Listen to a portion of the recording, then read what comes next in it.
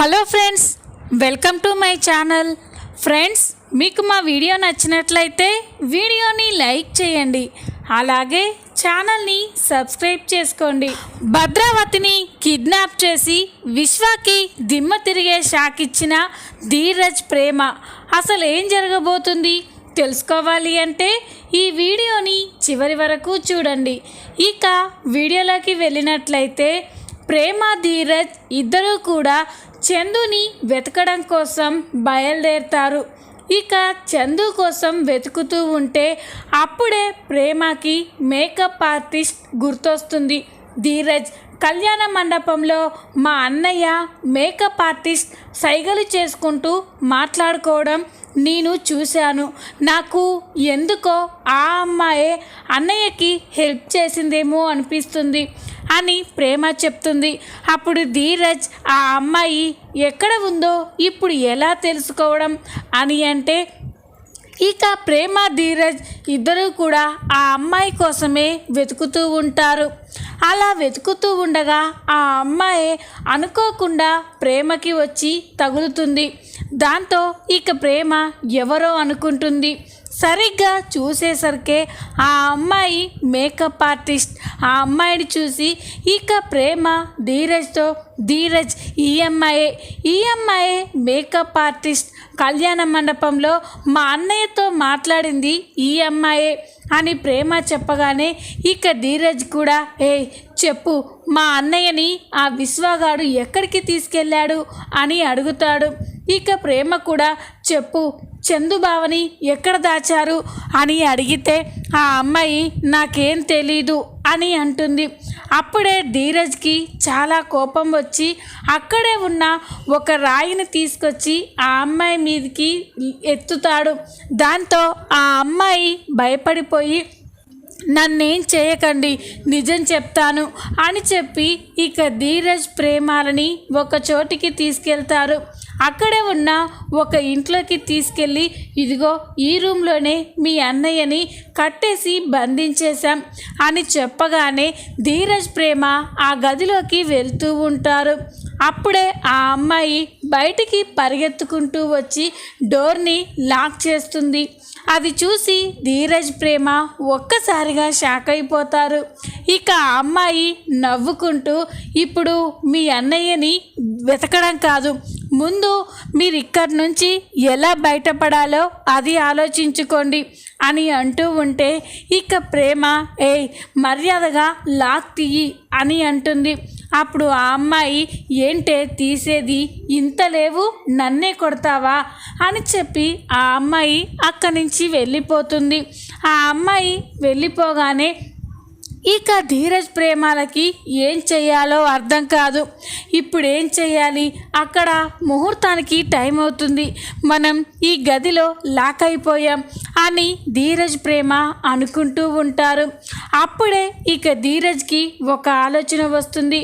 ప్రేమ నీ hair pin ఒకసారి ఇలా ఇవ్వు అని చెప్పగానే ఇక ప్రేమ ఎందుకురా అని అంటుంది. ముందివ్వు తర్వాత చెప్తాను అని చెప్పగానే ఇక ప్రేమ తన హెయిర్ పిన్ని ధీరజ్కి ఇస్తుంది. ధీరజ్ ఆ హెయిర్ పిన్తో ఆ డోర్కి ఉన్న లాక్ని ఓపెన్ చేస్తూ ఉంటాడు. ఇదిలా ఉండగా మరో పక్క విశ్వ చందుని కట్లతో కట్టేసి కారులో బంధించి రౌడీలని కాపలాగా ఉంచుతాడు. ఇక విశ్వ అయితే చందు పెళ్ళి ఆపేస్తున్నందుకు చాలా సంతోషపడుతూ ఉంటారు. చందు మాత్రం గిలగిలా కొట్టుకుంటూ ఉంటాడు. అది చూసిన విశ్వ కనీసం వాడి నోటికున్న కట్టైనా ఇప్పండ్రా, ఊపిరాగక చచ్చేలా ఉన్నాడు అని చెప్పగానే ఇక అక్కడే ఉన్న రౌడీలు చందీ నోటికి ఉన్న కట్టను ఇప్పేస్తాడు. ఇక ఆ కట్టును విప్పేగానే చందు ఒక్కసారిగా విశ్వతో ఏం చేస్తున్నావురా నువ్వు, అక్కడ ముహూర్తానికి టైం అవుతుంది, మా వాళ్ళంతా కూడా నా కోసం ఎదురు చూస్తూ ఉంటారు, మర్యాదగా నా కట్లు విప్పరా, నేను వెళ్ళాలి అని అంటాడు. అప్పుడు విశ్వ ఏంట్రా ఎలా కనిపిస్తున్నాను నీ కంటికి, నేను ఇంత పక్కాగా ప్లాన్ చేసి నిన్ను కిడ్నాప్ చేసింది ముహూర్తం టైంకి కళ్యాణ మండపంకి పంపించి నీ పెళ్ళి జరిపించడానిక? ఆ పెళ్ళి ఆగిపోవాలి. నీ పెళ్ళి ఆగిపోయిందని మీ నాన్న, మీ ఇంట్లో వాళ్ళంతా కూడా అవమానంతో చావాలి. అది నాకు తెలిసినప్పుడేరా నిన్ను వదిలిపెడతాను అని చెప్పగానే ఇక చందు, రే విశ్వ, నీకు దండం పెడతానురా, నీ కాళ్ళు పట్టుకుంటాను. ఇప్పుడు నా పెళ్ళి ఆగిపోతే అక్కడ మా నాన్న తట్టుకోలేరురా. నా పెళ్ళి పైన మా నాన్న ఎన్నో ఆశలు పెట్టుకున్నాడు, నన్ను వదిలేరా అని చందు విశ్వాని చాలా బ్రతిమలాడుతూ ఉంటాడు. కానీ విశ్వ మాత్రం, రేయ్ నువ్వు ఎంత బ్రతిమలాడినా కూడా నా మనసు కరగదు. 25 సంవత్సరాల క్రితం మీ నాన్న మా కుటుంబానికి ద్రోహం చేశాడు. పోనీలే అనుకుంటే ఇన్నేళ్ల తర్వాత నీ చిన్న తమ్ముడు నా చెల్లెల్ని మోసం చేసి తీసుకెళ్ళాడు. అలా చేసినందుకు మీకు ఇదే సరైన బుద్ధిరా అని విశ్వ అంటాడు. అప్పుడు చందు ఎంత బ్రతిమలాడుతున్నా కూడా విశ్వ వినిపించుకోకపోవడంతో ఇక చందుకి చాలా కోపం వస్తుంది. రే విశ్వ, మర్యాదగా నన్ను వదిలిపెడితే నీకే మంచిది, లేకపోతే నువ్వు చాలా తీవ్రమైన పరిణామాలు చూస్తావురా అని చందు విశ్వకి వార్నింగ్ ఇస్తూ ఉంటాడు. విశ్వ ఒక్కసారిగా కోపంతో రగిలిపోయి, రేయ్ ఏం మాట్లాడుతున్నావురా? ఎంత ధైర్యం ఉంటే నన్నే బెదిరిస్తావా? ఏం చూసుకోనరా నీ ధైర్యం అని అంటాడు. అప్పుడు చందు, నా తమ్ముళ్ళని రా అనేసరికి విశ్వ షాక్ అయిపోతాడు. నీ తమ్ముళ్ళు ఏమీ చేయలేరు. అసలు మేము ఎక్కడ ఉన్నామో ఎవ్వరికి తెలిసే ఛాన్సే లేదు అని విశ్వ అంటాడు. అప్పుడు చందు, రేయ్ నా తమ్ముళ్ళని నువ్వు తక్కువ అంచనా వేయకు. ఇప్పటికే నేను కిడ్నాప్ అయిన విషయం వాళ్ళకి తెలిసిపోయి ఉంటుంది. నువ్వు ఎంత మోసం చేసి నేను లెటర్ రాసినా కూడా మా తమ్ముళ్ళు నమ్మర్రా. ఎందుకంటే నేనేంటో మా నాన్న కోసం, మా కుటుంబం కోసం నేను ఏం చేస్తానైనా వాళ్ళకి తెలుసు. అలాంటిది పెళ్ళి పీటల దాకా వచ్చాక మా కుటుంబం పరువు పోయే పని నేను చేస్తానని మా తమ్ముళ్ళు ఎలా అనుకుంటారా? ఈ పాటికే నా కోసం బయలుదేరి ఉంటారు. మర్యాదగా నీ అంతట నువ్వు నన్ను కళ్యాణ మండపంకి తీసుకెళ్ళు, లేకపోతే మా తమ్ముళ్ళు చేసేది చూసి నువ్వు తట్టుకోలేవురా అని చందు విశ్వాకి వార్నింగ్ ఇస్తూ ఉంటాడు. అది చూసి విశ్వాకి ఇంకా కోపం వస్తుంది. రేయ్ ఇప్పుడు చెప్తున్నాను వినరా, ఈరోజు ఆ దేవుడు అడ్డొచ్చినా కూడా నిన్ను వదిలే ప్రసక్తే లేదు అని విశ్వ కోపంగా అంటూ ఉంటాడు. ఇది ఇలా ఉండగా మరో పక్క ఇక ధీరజ్ చేసిన ప్రయత్నమైతే ఫలిస్తుంది. ఆ డోర్కి ఉన్న లాక్ ఓపెన్ అవ్వడంతో ఇక ప్రేమ ధీరజ్లు బయటికి వస్తారు. ఇక బయటికి వచ్చి చాలా టెన్షన్ పడుతూ ఉంటారు. ఇక ధీరజ్, ఇంతసేపు ఒకెత్తైతే మనకి అసలు పరీక్ష ఇప్పుడే మొదలైంది ప్రేమ. ఇంకా సేపట్లో ముహూర్తానికి టైం కాబోతుంది. ఇప్పటి వరకు మీ అన్నయ్య మా అన్నయ్యని ఎక్కడ దాచిపెట్టాడో తెలియడం లేదు. ఏం చేయాలో నాకు అర్థం కావట్లేదు. ఏం చేసైనా సరే ముహూర్తం టైంకి అన్నయ్య కళ్యాణ మండపంకి వచ్చేలా చేయాలి, లేకపోతే మా నాన్న తట్టుకోలేడు అని ధీరజ్ అంటూ ఉంటే అప్పుడే ప్రేమకి ఒక ఆలోచన వస్తుంది. ధీరజ్, మా అన్నయ్య మీ అన్నయ్యని కళ్యాణ మండపంకి తీసుకురావాలి అంటే ఒకే ఒక్క దారి ఉంది అని చెప్తుంది. అది విని ఇక ధీరజ్, ఏంటి ప్రేమ, ఏంటో చెప్పు, ఏం చెప్పినా చేస్తాను. ఈరోజు మా అన్నయ్య పెళ్ళి అనుకున్న టైంకి జరుగుతుంది అంటే నేను ఎంత రిస్క్ అయినా చేస్తాను, చెప్పు ఏంటా ప్లాన్ అని అంటే అప్పుడు ప్రేమ, ధీరజ్, మా అన్నయ్య మీ అన్నయ్యని వదిలేయాలి అంటే మనం ఇప్పుడు మా అత్తని కిడ్నాప్ చేయాలి అని అంటుంది. అది విని ధీరజ్ ఒక్కసారిగా షాక్ అయిపోతాడు. ఏయ్ పిచ్చి పట్టిందా నీకు? మీ అత్తని కిడ్నాప్ చేయడం ఏంటి అని అంటే అప్పుడు ప్రేమ వేరే దారి లేదు ధీరజ్, ఇప్పుడు నువ్వు మా అత్తని కిడ్నాప్ చేస్తేనే అక్కడ మా అన్నయ్య చందు బావని వదిలిపెడతాడు, లేకపోతే మన చేతిలో టైం లేదు అని చెప్పి ప్రేమ అనగానే ఇక ధీరజ్ కూడా ఆలోచిస్తూ ఉంటాడు. సరే అయితే కానీ ఎలా, మీ అత్త అంత తేలిగ్గా నమ్మదు కదా అని అంటే అప్పుడు ప్రేమ నేను మాట్లాడతాను, మా అత్తకి నేనంటే చాలా ప్రేమ, నేను మాట్లాడితే తను ఏం చెప్పినా చేస్తుంది అని ఇక ప్రేమ అంటుంది. ఇక వెంటనే ప్రేమ తన ఫోన్ తీసి భద్రావతికి ఫోన్ చేస్తుంది. ప్రేమ నుండి ఫోన్ రాగానే భద్రావతి ఆశ్చర్యపోతుంది. ఇదేంటి, ఎన్నడూ లేనిది ప్రేమ నాకు ఫోన్ చేస్తుంది అని చెప్పి ఇక ఫోన్ లిఫ్ట్ చేసి ఏంటో చెప్పు అని అంటే అప్పుడు ప్రేమ అత్త నీతో మాట్లాడాలి అని అంటుంది. అప్పుడు భద్రావతి ఏంటే ఇన్నాళ్ళకి ఈ అత్త గుర్తొచ్చిందా, మాట్లాడాలని ఫోన్ చేశావు, ఇప్పుడు మాట్లాడాలనిపించిందా అని అంటే అప్పుడు ప్రేమ ప్లీజ్ అత్త ఇప్పుడు అవన్నీ చెప్పలేను, నీతో ఒక ముఖ్యమైన విషయం గురించి మాట్లాడాలి ప్లీజ్ అత్త అని చెప్పగానే అప్పుడు ఇక భద్రావతి సరే ఏంటి ఆ విషయం అని అంటుంది. అప్పుడు ప్రేమ ఈ ఫోన్లో కాదత్త, నేను చెప్పిన చోటికి రా, అక్కడే నీకు అన్నీ వివరించి చెప్తాను అని చెప్పగానే ఇక భద్రావతి కూడా ఆలోచిస్తూ ఉంటుంది.